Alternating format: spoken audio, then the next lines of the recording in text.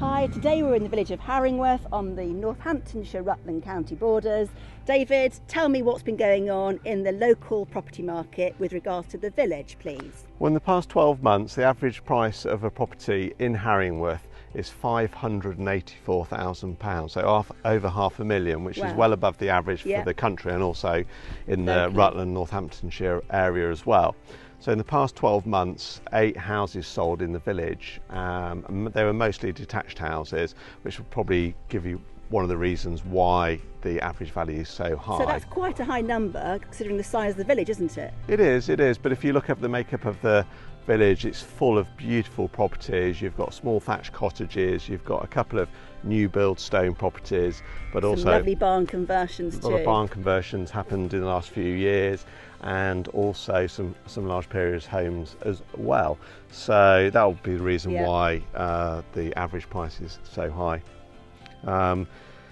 Also, since 2013, prices are up 26% for the village, which again is a bit above the local average, and some quite considerable growth really. So is that down to it being a small village and not being very much on the market? Is it down to its proximity to the other local towns? Because we're in quite a little hotspot here, aren't we? Yeah, I mean, Harringworth is a small village. The population is only about 250 people, so what you do have, it's a stunning, picturesque, beautiful village in a very rural location, but you've got the town of Corby is only 5 miles away, which has got a lot of amenities these days, but most importantly it's got its mainline station into London.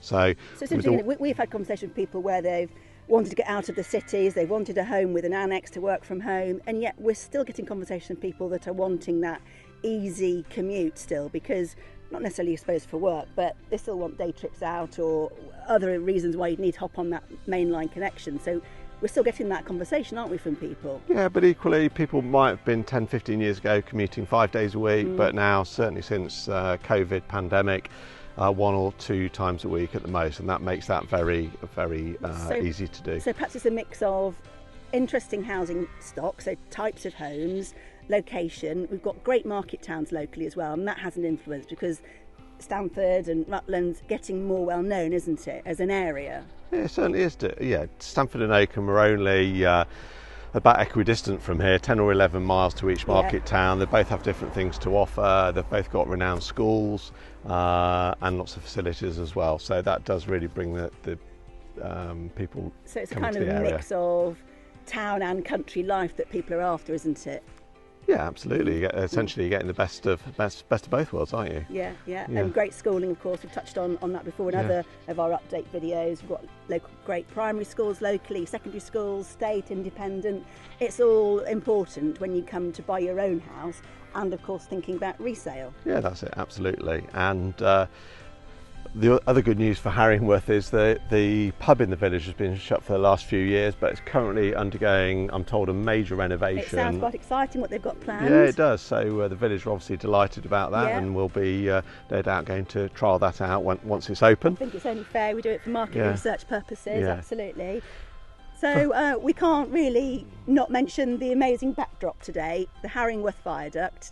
Tell me about it. Well, okay, how many arches has it got? Quickly, 2, 4, 6, 8, 10, 45. No, a staggering 82 arches. Okay. How many bricks were used in its construction? Take me much longer to guess that. I'll tell you, it's over 30 million. Oh, wow, okay. Yeah. Okay, so when was it built then? 1878.